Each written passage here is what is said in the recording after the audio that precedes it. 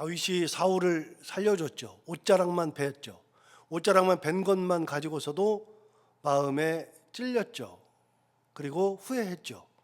그리고 사람들로 하여금 절대로 사울에게 손을 대지 못하도록 그렇게 했습니다. 다 어디에서 나오는 거냐? 신앙의 발로죠. 믿음의 발로. 하나님 중심적 생각. 하나님이 내 생각의 중심에 있으니까 하나님이 무엇을 원하시는지 그것 가지고 생각하고 그것 가지고 행동하는 겁니다. 하나님이 내 중심이 아니라 그러면 그럴 이유가 하나도 없는데 하나님이 내 중심이니까 그렇게 생각하는 거예요. 기회가 있는데도 안 하는 거죠. 사람들로 하여금도 못하게 하는 거죠. 그렇게 사울이 뒤를 보러 들어갔다가 다윗이 겉옷만 살짝 베고 결국 사울은 알지도 못하고 굴에서 나갔습니다. 굴에서 나가니까 다윗도 나가야죠.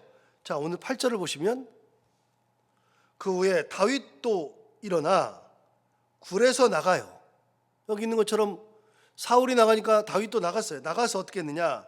사울의 뒤에서 외쳐 이르되 내 주 왕이여 하매 사울이 돌아보는지라 다윗이 땅에 엎드려 절하였다라고 되어 있죠. 그러니까 다윗은 왕에게 최고의 예우를 다한 겁니다. 다윗은 끝까지 사울을 왕으로 대접했죠.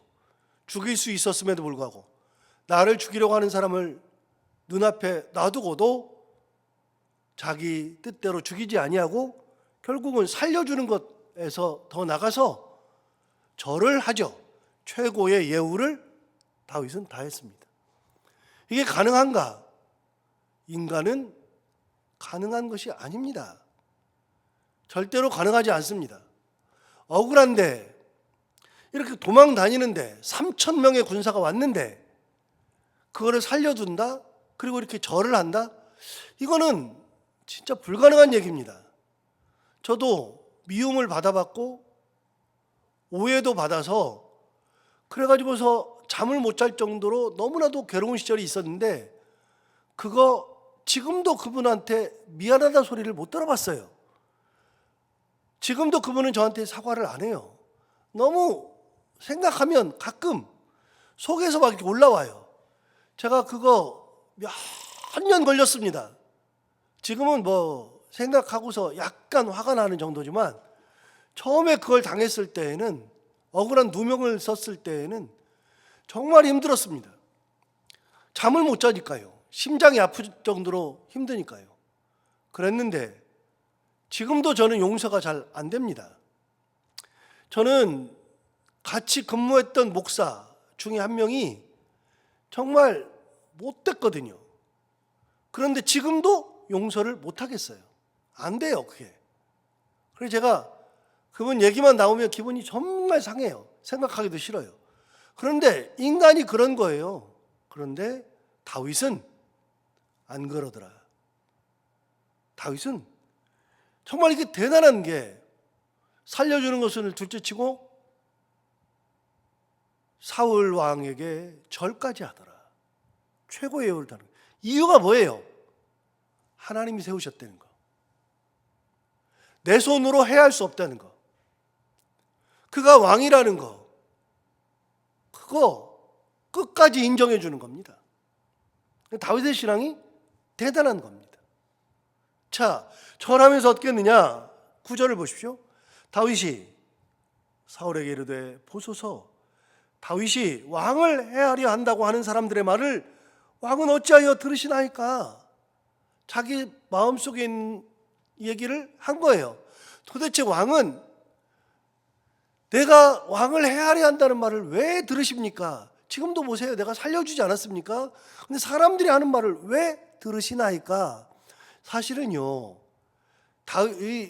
사울에게 다윗이 왕을 해하지 않는다는 말을 한 사람들이 있었어요. 다윗은 죄가 없다는 말을 한 사람들이 있었어요. 누가 그래요? 대표적으로 자기 아들이 그랬어요.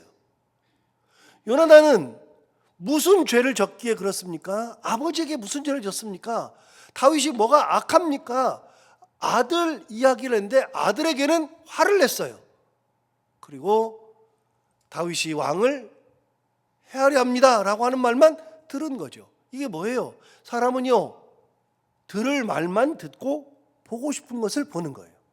희한하죠? 아닌 것 같죠? 진짜 그래요. 저는 설교를 하면서, 그날 설교하면서 이런 경험들이 많아요. 설교를 하다가 오늘 설교는 진짜 망했다. 야, 설교를 이렇게 하냐? 싶을 때가 가끔 있어요. 그래가지고 밖에 나가서 서 있기가 정말 민망해요. 정말 죄송스럽고 민망하고 이렇게 있는데, 희한하죠? 진짜 희한하죠? 그날 평소에는 저한테 은혜 받았다는 사람들이 거의 없어요. 은혜 받았어도 속으로 은혜 받고요. 저도 그냥 평소에 설교했을 때 이 정도면 그냥 설교했지 뭐 괜찮지. 그런데 그날따라 희한하게 설교를 망했다고 하는 그날, 정말 희한하게 누군가가 나오면서 목사님 오늘 설교 은혜 받았습니다라는 말을 꼭 해줘요. 저는 그때마다 쥐구멍에 들어가고 싶은데 희한하게 그런 걸 몇 번 경험하다 보니까 내가 생각하는 설교, 나는 말겠다 그러는데 안 망할 수도 있겠구나. 여러분, 사람들은요, 은혜 받는 포인트가 달라요. 어떤 사람은 설교를 하면 여기서 은혜를 받고요, 어떤 사람은 설교할 때 여기서 은혜를 받아요. 그리고 희한하게 그걸 이야기해요. 저는 그게 중요하지 않아요. 저는 그게 진짜 중요하지 않아요. 이게 진짜 중요한데 진짜 중요한 거를 얘기하지 않는 분들이 있어요. 이거를 얘기해요. 그거를. 제가 매번 느껴요. 사람들은 은혜 받는 데가 다르구나. 내 상황과 처지에 따라서 은혜를 받는 설교를 이렇게 하면 어느 곳에서 은혜 받는지 은혜 받는 데가 다르구나 라는 생각을 진짜 많이 해요. 여러분, 사람들은요, 희한하게 듣고 싶은 말만 듣고 보고 싶은 것을 보는 거예요. 사울은 듣고 싶은 말만 듣는 거예요. 아들의 말도 안 들어요. 자, 이 말을 하고 나서 10절, 11절을 볼까요? 10절, 11절을 보면 이렇게 말했습니다. 오늘 여호와께서 그래서 왕을 내 손에 넘기신 것을 왕이 아셨을 것이니이다. 어떤 사람이 나를 권하여 왕을 죽이라 하였으나 내가 왕을 아껴 말하기를 나는 내 손을 들어 내 주를 해하지 아니하리니 그는 여호와의 기름 부음을 받은 자이기 때문이라 하였나이다. 그러면서 전에 있었던 얘기 하는 거예요. 11절도 보시면 이렇게 말했어요. 내 아버지여 보소서, 내 손에 있는 왕의 옷자락을 보소서. 내가 왕을 죽이지 아니하고 겉옷자락만 베었은즉 내 손에 악이나 죄과가 없는 줄을 오늘 아실지니이다. 왕은 내 생명을 찾아 헤아려 하시나 나는 왕에게 범죄한 일이 없나이다. 다윗이 얘기하잖아요. 내 손에 있는 걸 보십시오. 왕의 옷자락인데 사람들이 내가 왕을 죽이라고 하는데, 날 보고 죽이라 그러는데 나는 하나님의 기름 부음 받은 자를 죽일 수 없다 그러면서 죽이지 않았습니다. 이걸 보십시오. 내가 선하게 왕을 살려준 거, 나는 죽일 수 있음에도 살려두었습니다 라면서 마지막 얘기가 뭐냐면 왕은 내 생명을 찾아 헤아려 하시나 나는 왕에게 범죄한 일이 없나이다. 이게 다윗의 솔직한 심정이에요. 나는 왕에게 해를 끼친 적이 없습니다. 12절 여호와께서는 나와 왕 사이를 판단하사 여호와께서 나를 위하여 왕에게 보복하시려니와 내 손으로는 왕을 해하지 않겠나이다. 여러분, 여기 뭐라 그러냐면, 자, 제가 다시 한번 강조해서 읽어요. 강조하는 데를 잘 보세요. 자, 이게 다윗의 신앙이에요. 어떤 신앙이냐? 자, 보세요. 여호와께서는 나와 왕 사이를 판단하사 여호와께서 나를 위하여 왕에게 보복하시려니와 내 손으로는 왕을 해하지 않겠나이다. 다윗의 신앙이 뭐예요? 하나님 신앙이에요. 여호와예요. 그래서 하나님께서 나와 왕 사이를 판단하실 겁니다. 사람들이 이러네 저러네 말을 많이 해도 하나님은 아십니다. 여호와께서는 나와 왕 사이를 판단하실 겁니다. 두 번째, 여호와께서 나를 위하여 왕에게 보복하실 겁니다. 그러나 내 손으로는 왕을 해하지 않겠나이다. 그러니까 다윗의 신앙은 무슨 신앙이냐? 여호와 중심 신앙. 자기 마음속에 여호와가 있어요. 그래서 여러분, 여호와가 중요한 거예요. 이게 누구 신앙이냐? 여러분, 우리는 이걸 경험했어요. 어디서 경험했느냐? 가데스 바네아에서 정탐꾼들이 했던 얘기를 통해서 우리는 여호와 신앙이 뭔지를 배웠어요. 정탐꾼들이 12명이 갔는데 40일 동안 정탐한 다음에 돌아왔죠. 돌아와서 그 사람들이 보고하는 게 10대 2로 나눠졌잖아요. 10명이 뭐라고 보고했어요?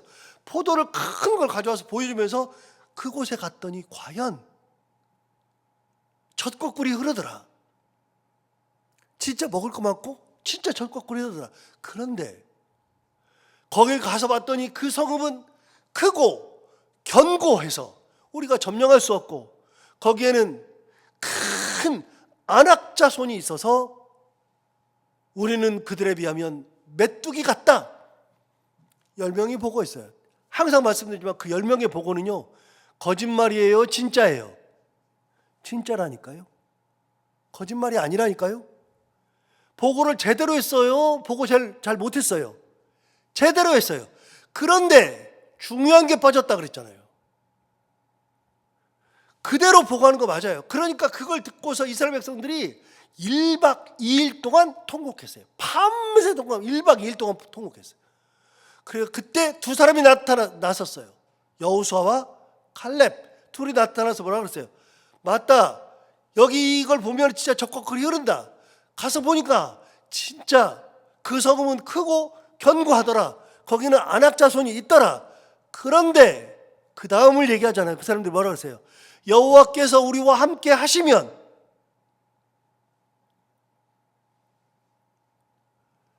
그러니까 두 명의 보고는요, 중요한 게 있어요. 하나님이 보이잖아요. 여호와 중심적 신앙이 보이잖아요. 그들이 크고 견고하고 그럴지라도 여호와께서 우리와 함께 하시면 우리가 그들을 점령할 것이다. 그러면서 뭐라 그래요? 그들은 우리의 뭐다? 밥이다. 그 옛날 성경이고요. 요즘 성경에 뭐라고 돼 있다고요? 먹이다. 저는 그 부분은 옛날 성경이 진짜 좋아요. 그걸 왜 바꿨는지 이해가 잘 안 되는데, 그들은 우리의 밥이다. 그게 참 좋아요. 여러분, 이 두 명은 뭐라 그러냐면, 실망할 필요가 없다. 상황은 그렇다. 우리가 이길 수 없다. 안다. 그런데 중요한 걸 너희들이 빠지고 있다. 그게 뭐냐? 여호와께서 우리와 함께 하신다.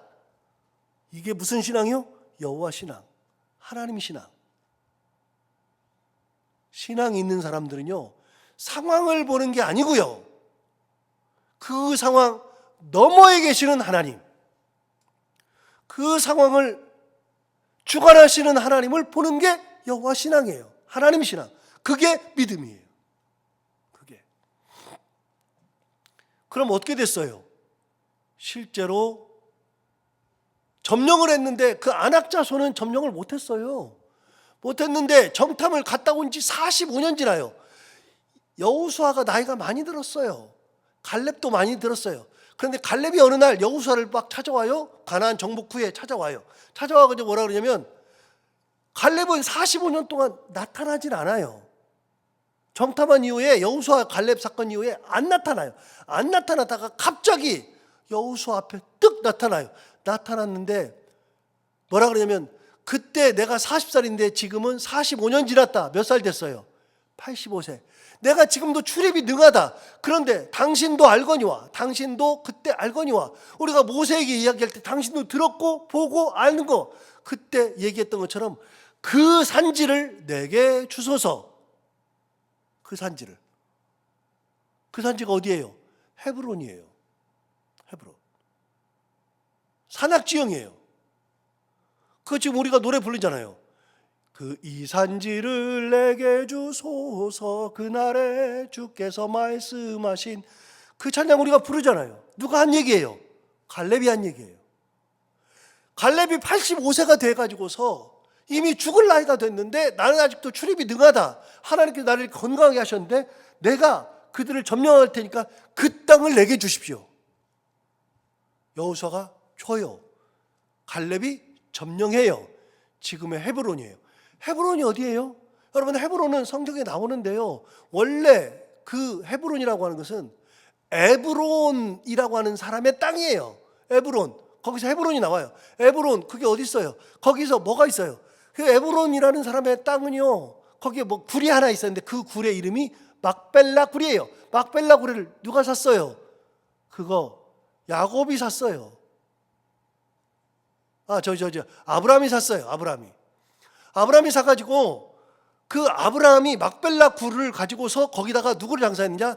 자기 아내 사라를 장사하고, 그 후에 이삭과 리브가가 장사되고, 야곱과 레아가 장사되고. 그래서 이스라엘 사람들은요, 지금 헤브론이, 물론 가자 전쟁 때문에 그 헤브론이 가자에 있긴 한데요, 가자 중에서 헤브론만큼은 이스라엘이 지금도 점령해요. 왜요? 조상들의 무덤이 거기 있거든요.